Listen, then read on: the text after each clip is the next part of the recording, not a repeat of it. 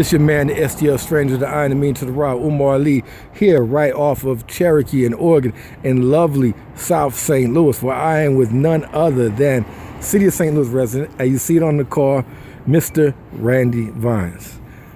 Hola. There's another Vines too, right? There is.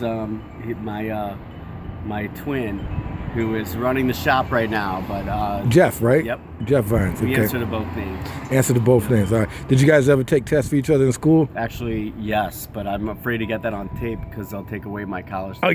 diploma, my college degree.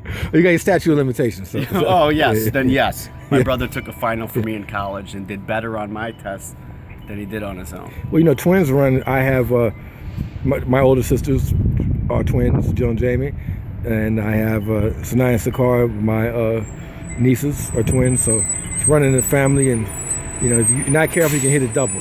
Yeah, sure. That's the key. We're everywhere. So, what you're famous for is STL style, but I want to back it up a little bit because before there was STL style, there was a Vines Brothers, and where were you guys born at? We were born at Barnes Hospital in St. Louis City. Okay, all right. But grew up in Creve Coeur. Okay. You know, like a lot of West County Parkway North? Jewish kids. Yeah, Parkway North. Okay. And but we always loved the city, like from an early age. Our dad grew up on the north side, and he used to take us around his old neighborhood. And Did you go to high school with Sarah Levin? maybe. Yeah. I don't remember. I don't know. It's all a blur. So you went to Parkway North? Yep. The Vikings. Were you athletic type or? Not so much. Athletic and chasing girls. Yeah. So you were a non-athletic, like Jewish West County kid? Yeah, like, pretty much. Pretty We got along Were you a with nerdy the- guy? Were you a bookish guy, or were you? I think we were pretty versatile. We got along with all the cool kids and all the nerds. Yeah. And, you know, the drama freaks. We were kind of pretty malleable. But who was cooler in high school, you or Jeff? You're gonna have to ask our friends. I mean, yeah. we never really had a big sense of competition between the two. So of very us. very close even then. Yeah, pretty close. We were more like tag team, and you know, a win for him is a win for me, and That's vice great. versa. We That's didn't really beautiful. try to Like the Bernie Sanders of brothers. Yeah, You know what I'm we're saying? trying to be all diplomatic and bring everyone together. It's great. We're all in this together. Right, a little democratic socialism within Right. the family.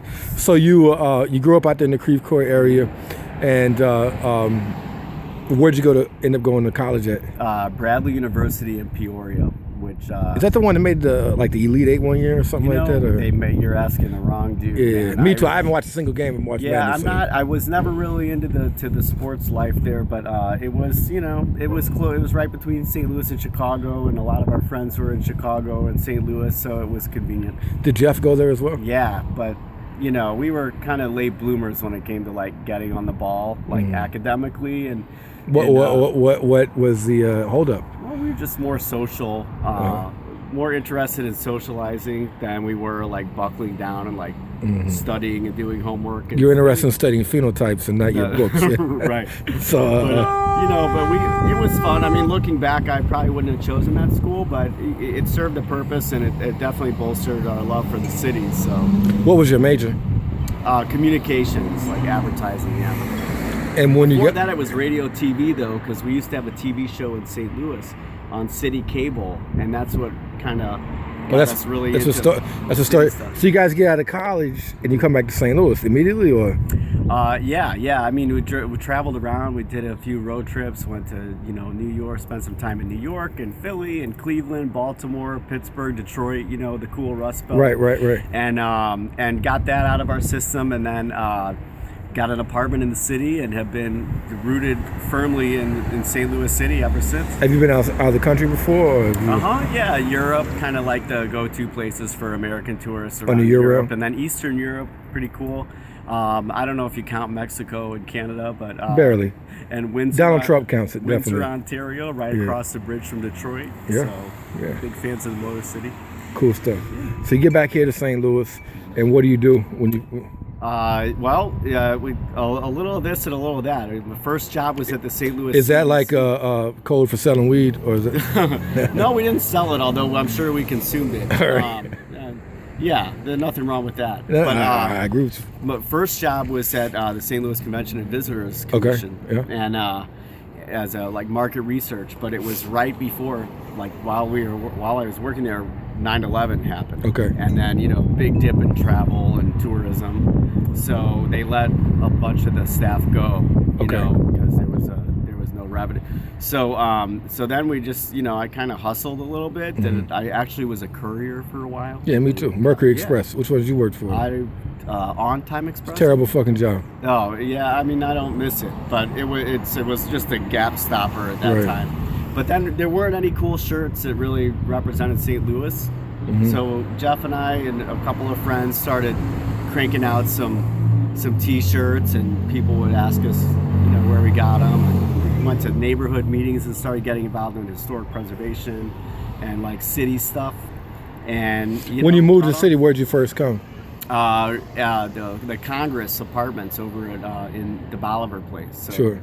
Union and Pershing. Yeah. So it was like our deluxe apartment in the sky. Right, right. Living the high life. And what other city neighborhoods have you lived in besides that? Really, mostly Central Corridor, Central West End, the Bolivar place, and now I live in Skinker to Bolivar. Okay. And everybody, but I spend more time probably on Cherokee Street than any of them. You have a big client base down here. Yeah, too. and this is our community. This is where we spend a lot of our time. We're deeply invested here.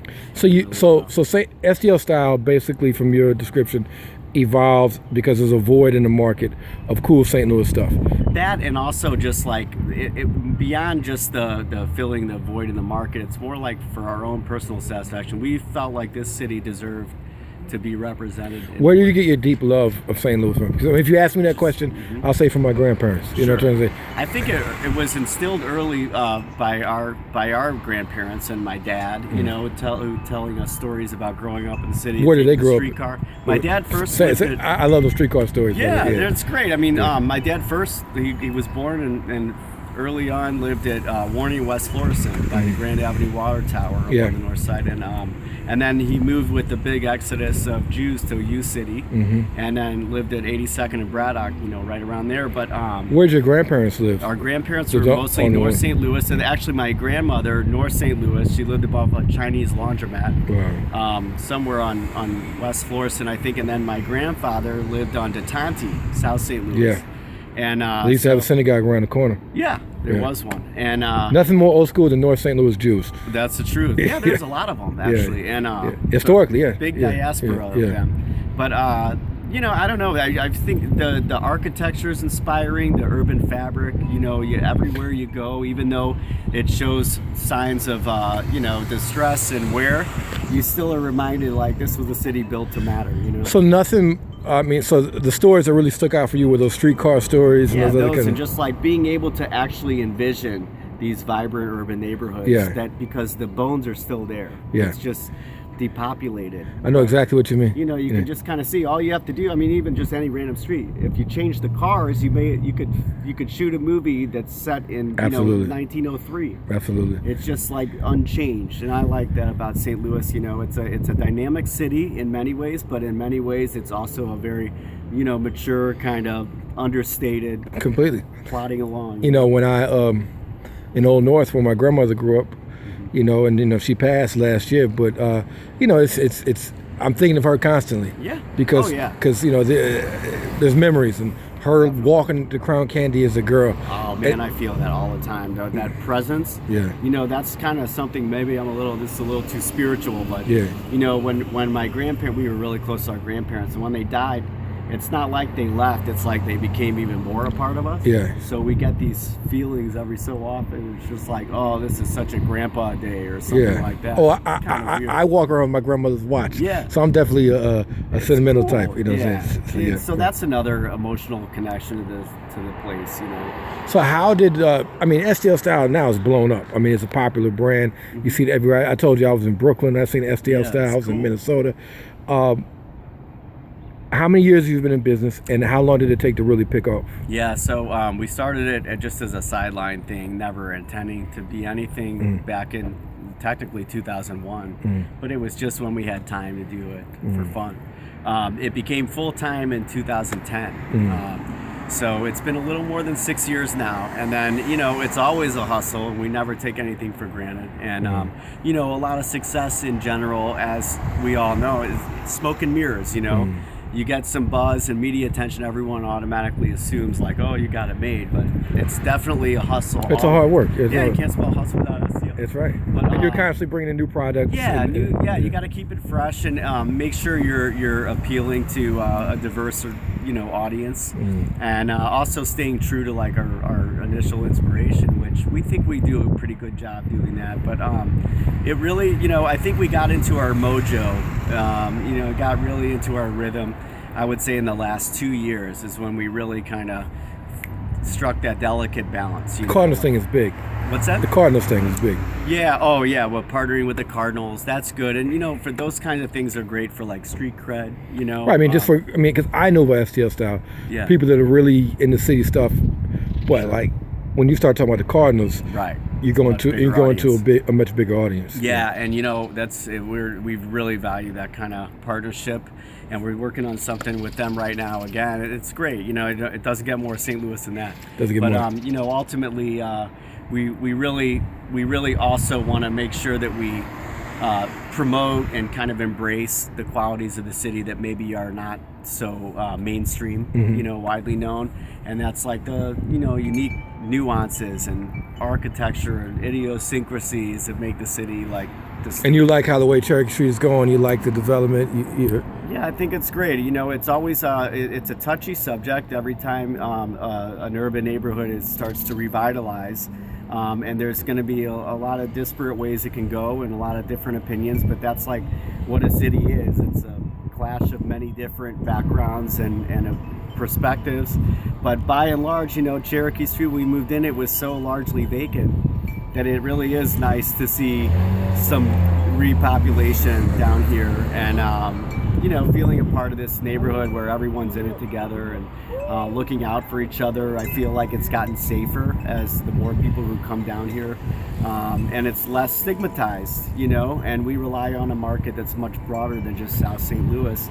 And I think people feel a lot more comfortable coming down here than they did, whether it's justified or not. But does your kid live in the city, or? Yep, my son lives 50-50 with me in Skinker to Bolivar. He goes to New City School. Okay, yeah, not too far from you, right? Yeah, and he's definitely prides himself on being pay a pretty penny for that school.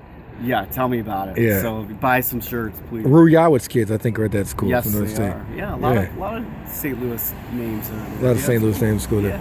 And moving on, I want to ask you a question because how did you get the title to be the =1 ladies' man on Cherokee Street? Oh my God!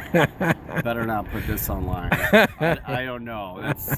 It's a vicious rumor. Yeah. I mean, I think that's way over exaggerated. I never got that. So I'm jealous. I never got that rumor. I was, I got divorced 5 years ago, so I guess I got to relive my singlehood for a while, but I've definitely tamed it way down. Well, that's good. In the last few years. That's good. Oh man, it's good.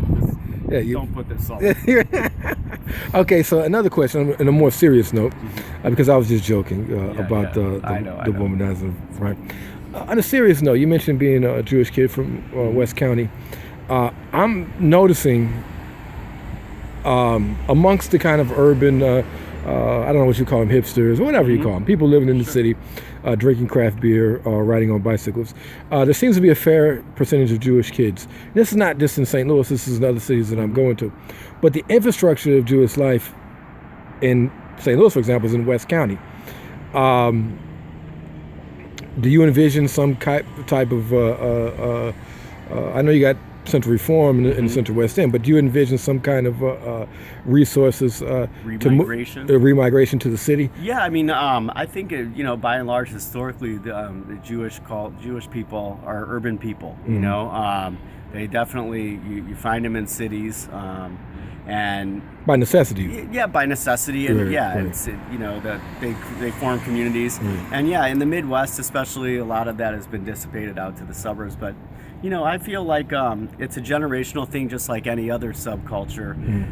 Young people who grew up, whose parents were products of the baby boom, kind of have a thirst for that kind of urban environment where they can live next to neighbors who don't necessarily look or think or have a similar background. Less sterile environment. Yeah, it's like you crave what you didn't have growing up, just as our parents crave space and when I moved to yards. Brooklyn, what I found out is people that grew up there couldn't wait to get the hell out. Yeah. And, I know. and It's all what you're used to. It's all what you're used to. And yeah. and it's a natural, human inclination to want to mix it up a little and yearn for something that you maybe weren't exposed to.